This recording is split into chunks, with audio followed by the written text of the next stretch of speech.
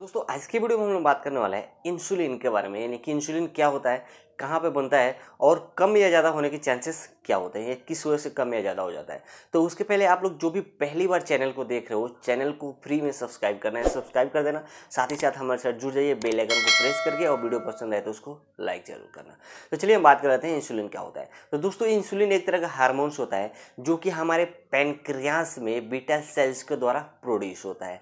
यानी कि यह जो इंसुलिन होता है हमारे पैनक्रियास में बनता है, और वहाँ से जो बीटा सेल्स होते हैं वो इसको प्रोड्यूस करके हमारे शरीर के अलग अलग अंगों तक उसको पहुँचाने का काम करते हैं। दोस्तों जो इंसुलिन होता है उसकी वजह से हमारा जो ब्लड शुगर होता है वह कंट्रोल भी होता है, और साथ ही साथ जब हमारे शरीर में अगर शुगर के लेवल अगर हाई हो जाता है तो उन इंसुलिन जो होता है उसको कम करने का काम करता है, उसको मेंटेनेंस करने का काम करता है। जो इंसुलिन होता है वो हमारे शरीर को एनर्जी भी प्रोवाइड करता है, क्योंकि दोस्तों जब कभी भी अगर हम कोई बाहर से अगर भोजन करते हैं, खाना खाते हैं, तो उससे हमें शुगर मिलता है जो कि डायरेक्ट हमारे बॉडी को नहीं मिलता। वह इंसुलिन के माध्यम से हमारे शरीर के अलग अलग पार्ट्स तक जाता है, जिसको हमको एनर्जी मिलने का भी काम होता है। दोस्तों चलिए हम बात करते हैं इसके नॉर्मल रेंजेस क्या होते हैं। तो दोस्तों जो इसके नॉर्मल रेंजेस होते हैं वह 4 से लेके 20 माइक्रो यूनिट पर ml तक होते हैं, लेकिन अलग अलग लेबोरेटरी में अगर आप जाते हो तो आपको जो इसके रेंजेस होते हैं वो थोड़ा डिफरेंस देखने को मिल सकता है।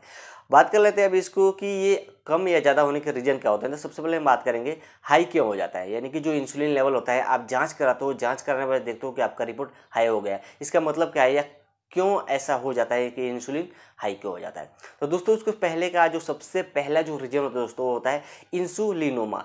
इंसुलिनोमा मतलब ये होता है कि यह एक पैनक्रियास का एक ट्यूमर होता है, या अगर आपके शरीर में जो इंसुलिन है वो हाई लेवल पे अगर बनना चालू हो जा रहा है, जिसको हम इंसुलिनोमा होता है। तो अगर यह किसी व्यक्ति को अगर दिक्कत होता है तो उस कंडीशन में आप देखते हो जो इंसुलिन लेवल होता है वो अपने नॉर्मल रेंजेस से हाई हो जाता है। दोस्तों अगर किसी को कौशिक डिसीज हुआ है यानी कौशिक सिंड्रोम हुआ है, तो उस कंडीशन में इसका मतलब ये होता है कि इसमें आपका जो शरीर में जो कार्टिसोल होता है दोस्तों उसका लेवल बढ़ जाता है, वो ज़्यादा बनना चालू हो जाता है, जिसके वजह से जो इंसुलिन लेवल होता है वह भी हाई हो जाता है। अगर किसी को हाइपरग्लाइसेमिया हुआ है तो वहाँ पे आप देखोगे जो इंसुलिन लेवल होगा वो हाई हो जाएगा।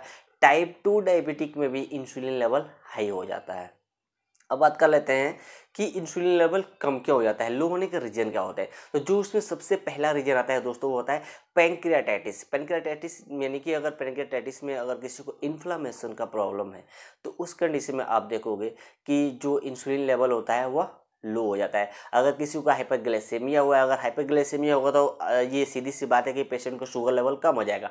जब शुगर लेवल अगर कम हो जाएगा तो उस कंडीशन में इंसुलिन लेवल भी कम हो जाता है। दोस्तों टाइप 1 डायबिटिक में देखोगे मोस्टली जो इंसुलिन लेवल कम होने का रीजन होता है वह टाइप 1 डायबिटिक ही होता है, क्योंकि टाइप 1 डायबिटिक में इंसुलिन लेवल कम हो जाता है। तो उस कंडीशन में हमको बाहर से इंसुलिन लेना पड़ता है, कि उस कंडीशन में जो हमारा शरीर होता है वह हमारे सेल्स को बराबर मात्रा में जो इंसुलिन होता है वो प्रोवाइड नहीं करा पाता है।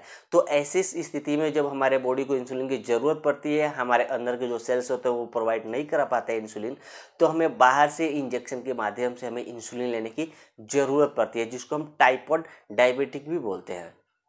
अब बात कर लेते हैं इसको जांच कराने की ज़रूरत क्यों पड़ती है या क्यों।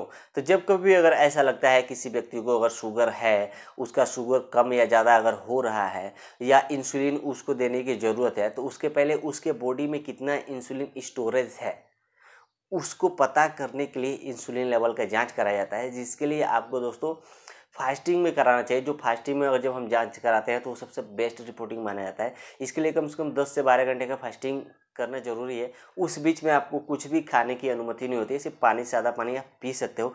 फिर आप ब्लड सैंपल कराओ, और कराने के बाद फिर आप रिपोर्टिंग जो कराओगे तो उससे ये हमें पता चल जाएगा कि जो हमारे शरीर में इंसुलिन लेवल है वो हमारे लीवर में स्टोरेज है कि नहीं है। अगर स्टोरेज है, नॉर्मल है, तो फिर हमें बाहर से इंसुलिन देने की ज़रूरत नहीं पड़ती है। लेकिन जब इसका लेवल अगर लो हो जाता है तो हमें इंसुलिन को पूर्ति करने के लिए बाहर से इंसुलिन देने की ज़रूरत पड़ती है।